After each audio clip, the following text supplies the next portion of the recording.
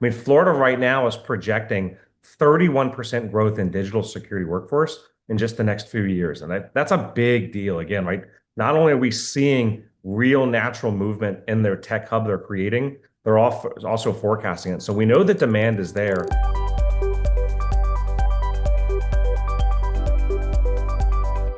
Nightdragon is a venture capital and advisory firm with the mission to secure our world for tomorrow. It partners with companies and individuals across the world who are driving innovation in cyber and national security. They've partnered with NYSE to share stories of innovation across the globe in our Cyber Live series. After stops in New York and Texas, now we're turning our focus to Florida. IronCircle is a cybersecurity platform designed specifically for higher education. Joining me now is IronCircle CEO James Foster, also known as Foster. Foster, welcome. Good morning, welcome, thank you.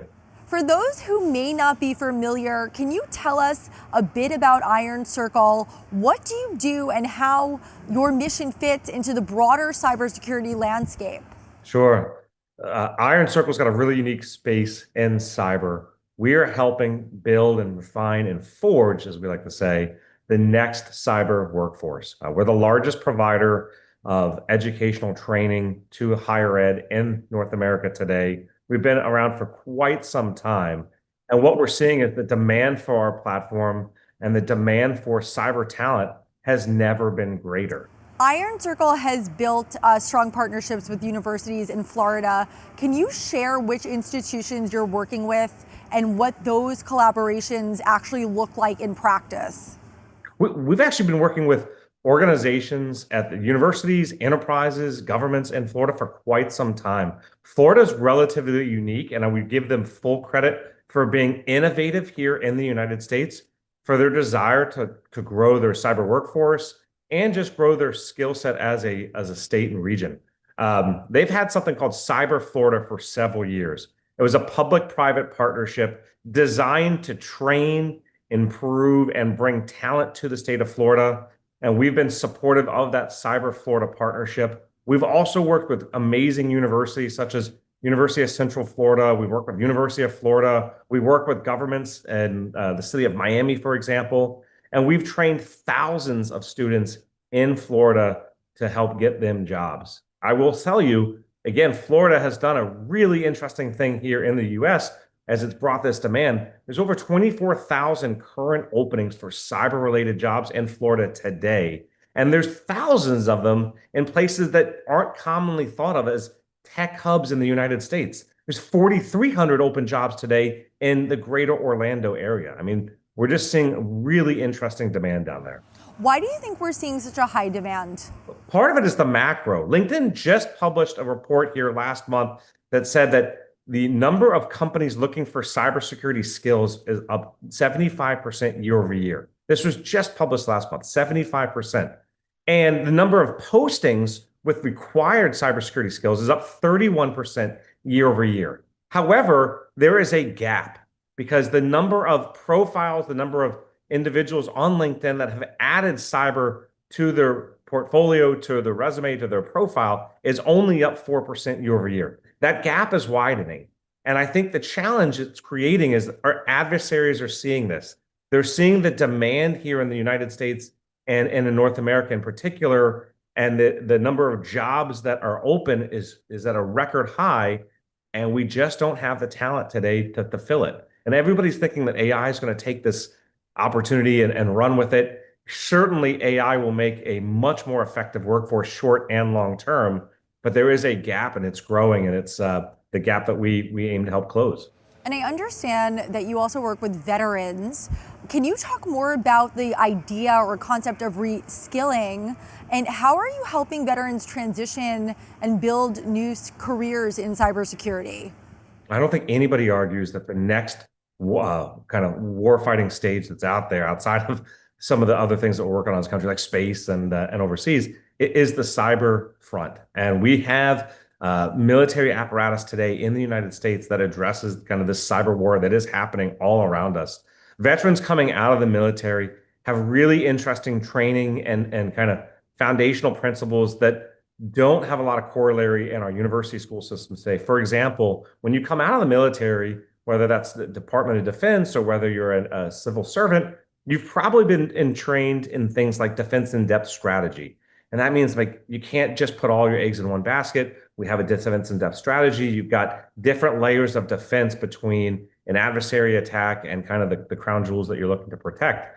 They also are trained in arts around persistent threats and persistent warfare from our adversaries. We have adversaries that are constantly attacking this country, are attacking our organizations, whether those are enterprises or government institutions. They're always under threat and under attack. And understanding this is a really important mindset when you go into the cyber workforce because these enterprise organizations in the United States, the ones that are thriving and driving our economy, are under constant attack. And AI is increasing that volume of attack that they're under. And so we look for that mindset on top of just the general mindset that you get when you come out of the military.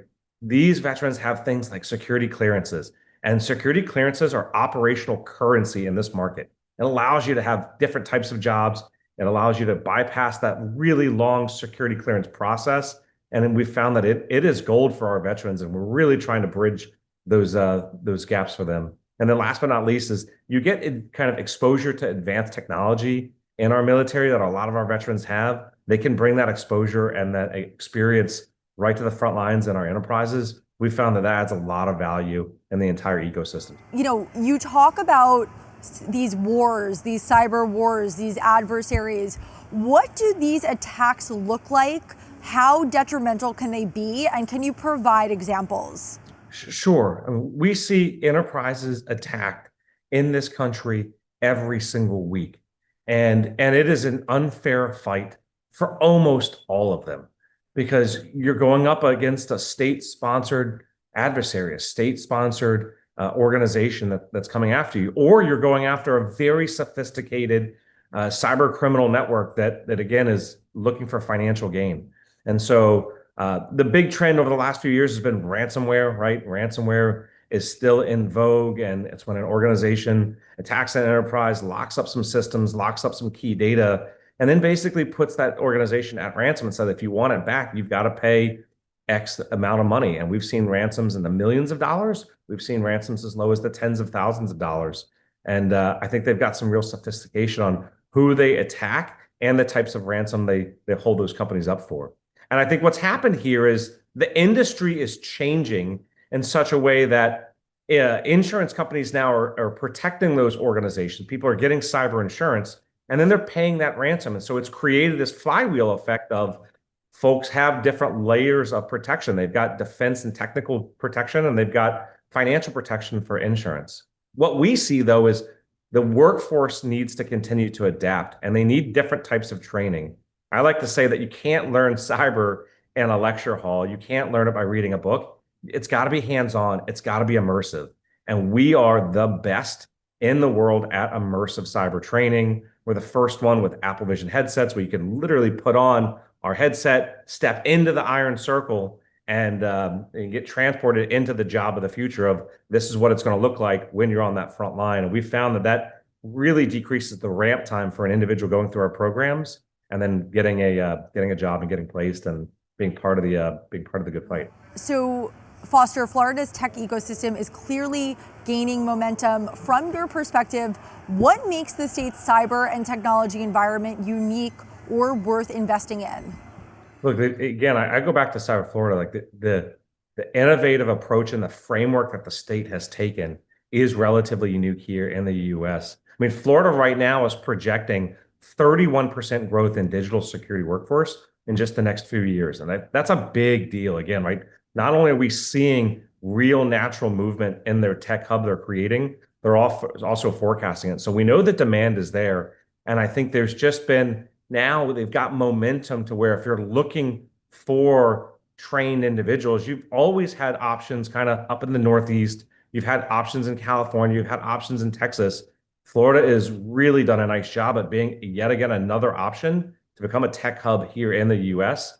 And they're doing it what I would call statewide as opposed to putting all their eggs in a single city basket. And I think that's another unique framework element that Florida has really put to place. And So like I said, we are investing in Florida. We are investing in that workforce that is being built down there. All right, and what is next for IronCircle? We see a huge opportunity out there. The fortunate world that we live in is this adversary that we are training our students and our workforces against changes every single month.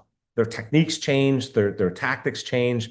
And so we are always looking at what that next type of tactic is, the next thing that we've got to be able to train our workforce on. And so we use real-time global threat intelligence to kind of come in and tell us, okay, what needs to change in our curriculum? What tools do we need to add? What do we need to do this month, right now, to make sure that everybody that's in the cyber platform here is trained up against that next attack that's coming down the path?